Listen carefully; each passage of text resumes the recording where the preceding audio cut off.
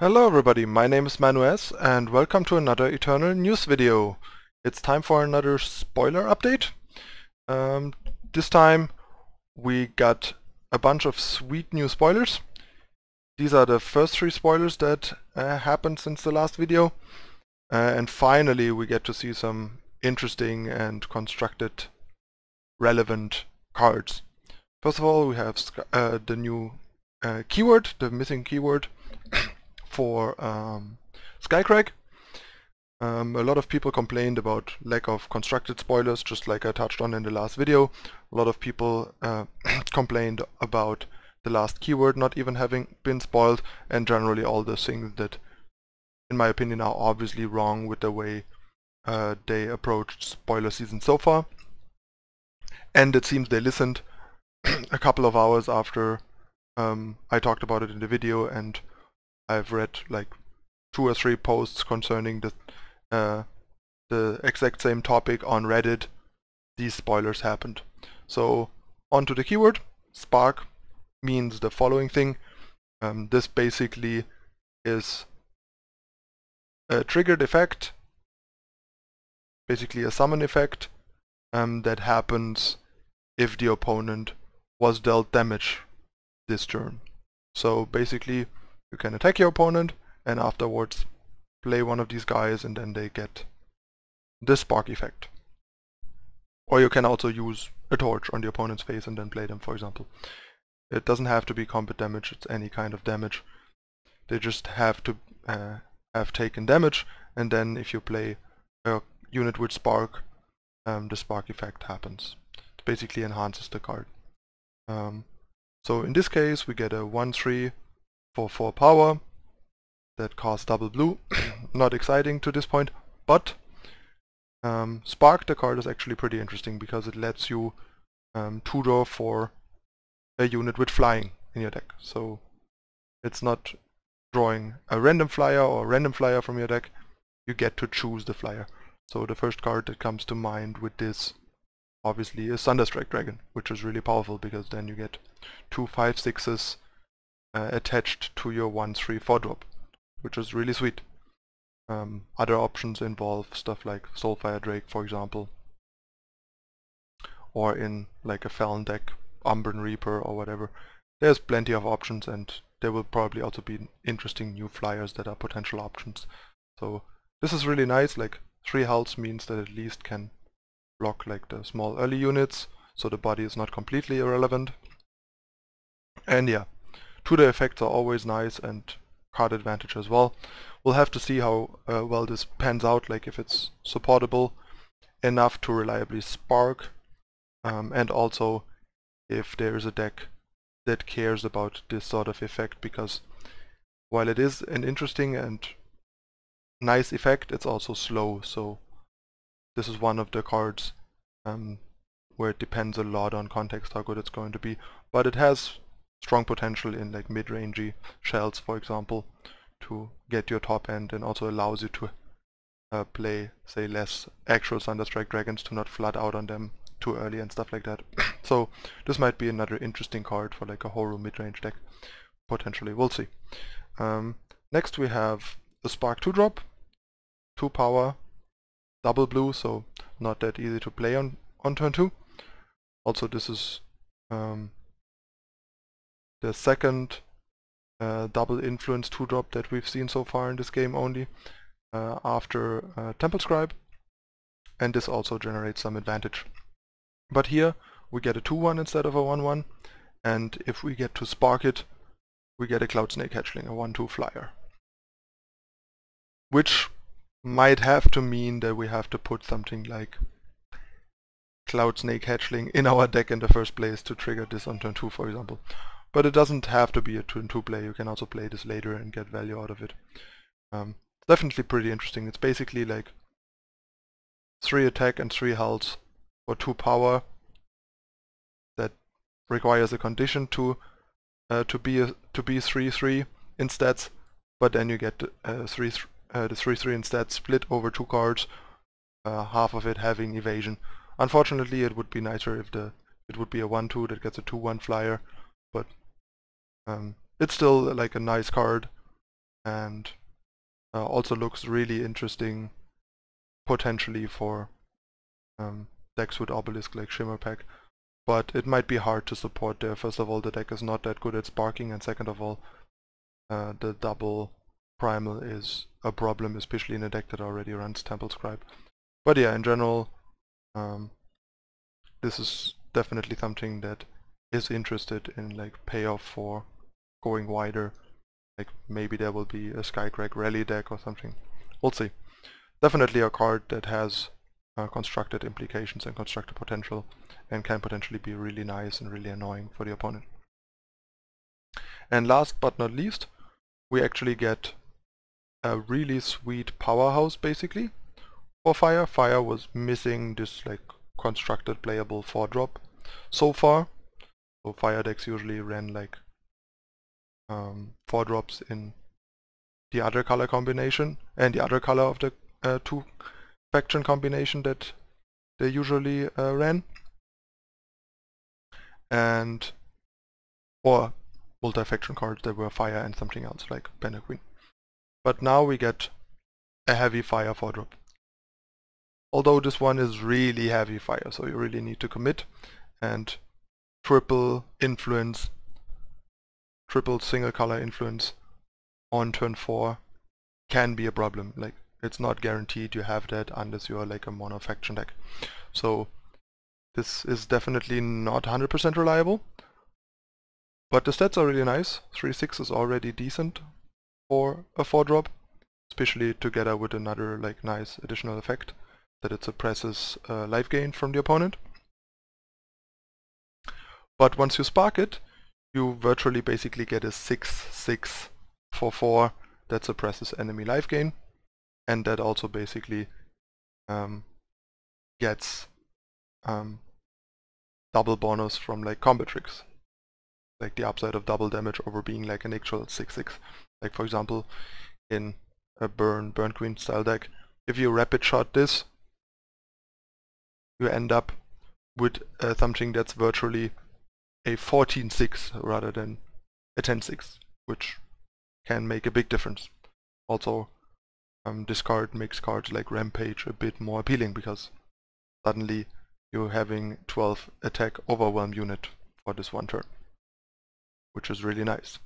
But the card is not going to be as good as it looks in a vacuum, I think, for various reasons. The most played life gain in the game right now is Varus Favor, Temple Scribe, and Combre Healer. These all happen before Groundbreaker even comes down, so you can only avoid later instances of those. Then there is some life gain from Black Sky Harbinger. That's probably going to be the most relevant thing this interacts with, but then again the decks that play Harbinger usually have a million removal, and since this is mono faction and has 3 attack, it dies to Suffocate and Annihilate. Which brings me to the other point, the fact that it's a 3/6 rather than a 6/6 is a boon and a curse. Against Vanquish it's a boon, against Suffocate it's a curse. The other thing is, the decks that gain health in this game right now are mostly gonna be also playing Justice or Shadow. If they are Shadow, they have Annihilate and Suffocate to deal with this, making it not the most reliable thing, while the Justice decks often gonna be Combre Justice based and have like 8 silences to stop this. And then you don't end up with a 6/6 with no abilities, you end up with a 3/6 with no text, and a 3/6 for 4 in an aggressive deck is much less impressive. So in the context of what's currently going on in the game, the card has a lot of vulnerabilities and weaknesses.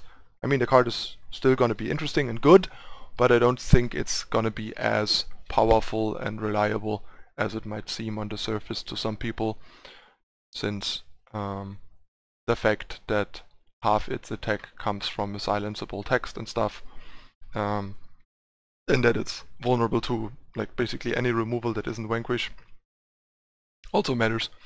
But one thing where this is probably really gonna shine is against Silverwing Familiar based Rakano. This is gonna be a really nice way to fight back against that, since they only have 4 ways to deal with it, with Valkyrie Enforcers, and that's it. Vanquish doesn't touch it, Torch doesn't get it either, so if you don't unnecessarily risk it in combat against like a Finest Hour or whatever, then this is gonna suppress any Silverwing Familiar or even potential Righteous Fury ult gain, which is pretty important because Silverwing Familiar is the main way that Rakano is usually capable of beating these burn decks, since without the prior familiarless versions were unfavored against burn. So it's gonna have its uses, but it's not gonna be like universally good, because a lot of decks like the bigger Combray decks, Felon Control or Chalice, will have their fair share of ways to turning this into a pretty unaggressive 4 power 3/6, or simply just getting rid of it for 1 to 2 power. So keep that in mind. But the nice thing is that it's like triple fire is not that big of a deal in a deck that already wants to activate the fire side of their Champion of Chaos first, and also plays Flame Blast, so you can just skew your Stonescar Burn Queen deck more heavily towards fire, get rid of all like the multi-shadow cards like Impending Doom and like Cable Countess, and just play a fire heavy Shadow Light version of the deck that gets to play Groundbreaker as the 4-drop in addition to the usual stuff. Alright, on to the next spoiler. Sorry about that. So next we have Waystone Infuser. It's a 5 power 2/6 that costs double time, so not splashable. It has warp itself and gives all your power cards warp.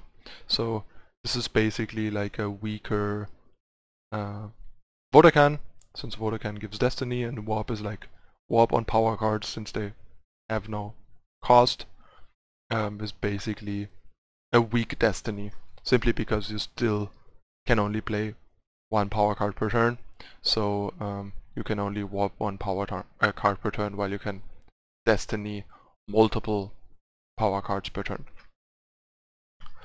But this is still like potentially interesting, like the fact that it's a 2/6 makes it a pretty good defensive unit, but right now I wouldn't know what to do with it, but it's one of the better warp cards so far, and might be useful in constructed depending on what else we get. But this highly depends on there being a deck that actually wants this, because in Combray there's a lot of competition with cards like Martial Ironthorn, which does a similar thing, usually better, and is overall a more powerful and more impactful unit and so on. So not sure if this is going to see play, and if so, where. But we will see. But yeah, this is at least in a reasonably interesting and good warp card in a vacuum compared to what we've seen so far. And the last spoiler that just has been revealed last night, it's Cable Slasher. This is surprisingly interesting and decent for common. What we get is a 3 power 1/3 with single shadow influence, and it has Life Force, so it's the second Life Force card we get to see, and it gains plus attack equal to the health gained. The one thing that I'm not sure right now is if Life Force in this case works the same way as Spark, or is Life Force on the other card. And my suspicion is that this instance of Life Force works more like Spark on the cards that we saw earlier. So basically, I think this is a one-time thing. You basically gain health, play this, and then this gains plus X plus 0, where X is the amount of health you gained. And I don't think it gains plus X plus 0 every time you gain health, because then it would actually be really powerful and also would be less of a common. It would feel more like an uncommon. Given that this is a common, I'm pretty sure that Life Force here works the same way as Spark. If you gained health this turn, when you play this, then it gets plus X plus 0 equal to the amount of health you gained before you played it. Which is still not completely uninteresting, since depending on what else we get, like maybe a good lifesteal 2-drop and stuff like that, could actually make this a pretty decent card, and especially in limited it's probably gonna be a very solid card. But who knows, maybe there's even some use for it in constructed. It's not that likely, but things that can be fairly big for a 3-drop and a single faction, easy to cast and so on, might be interesting. But probably not, since if it works the way I assume it does, it's gonna be hard to play it on curve with like any relevant extra health gained, because, you know, who gains like 3+ health on turn 3 without spending power on it and still having the 3 power to play this guy? It's unlikely. I think this has to be at least a 4/3 to be like fairly reliably a 4/3 on 3 to be constructed viable. But yeah, in limited this can be like a pretty decent 3-drop, especially later in the game, if there's enough life gain support. Alright, that's it once again for today's spoiler review. Hope you guys enjoyed it. I feel like we are slowly getting into the swing of things. Quick note, there is an event coming up this weekend with all mono factions for the like new promo they recently released. So you can only play single faction monocolor decks and battle with them. The first 5 wins will be relevant to the leaderboard placement. After that you can do whatever, which is nice, since last event was very grindy. You had to like grind, keep up to keep a high positioning. I didn't make top 200 because of that. I just didn't play enough. And it's gonna be 5 wins only, no 7 wins, so the event runs will also be shorter. It's also gonna be really cheap, 1000 gold or 100 gems. And yeah, so these events gonna be changing format wise, as we can tell by now already. And this time again you can't change decks every match. You pick your deck at the beginning of the run and have to do the entire run with the same deck again, like in the first event. So keep that in mind.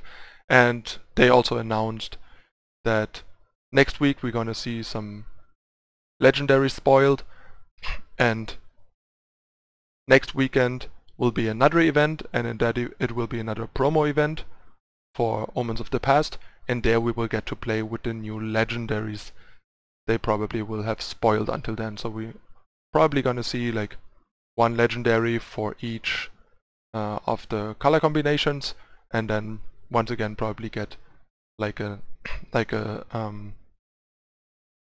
Alliance themed event like the last one, where instead of like random promo cards we get to play with new legendaries. These might be potentially like the big build around legendaries, like the high drops, stuff like Icaria and so on, basically the Alliance leaders, I would assume. And then they're gonna be kind of interesting for these events if they are cool and splashy and powerful. And then we can build a lot of like cool mid-range and control decks with these big powerful legends and bash them into each other. But we'll see what it's gonna be. I'm looking forward to it. The event thing is turning out pretty cool. It looks like there's gonna be some form of event every weekend. They are fairly profitable and they are cool like promotion tool and cool way to do different things. I think it's like a cooler version of Tavern Brawl basically. since there's good rewards and stuff, while in Hearthstone's Tavern Brawl, for example, you play for your 1 pack and then just go back to ladder because it doesn't matter. And there's like legit rewards, and they are very profitable for everyone basically, so it's always worth playing them. Alright, now we are really done with the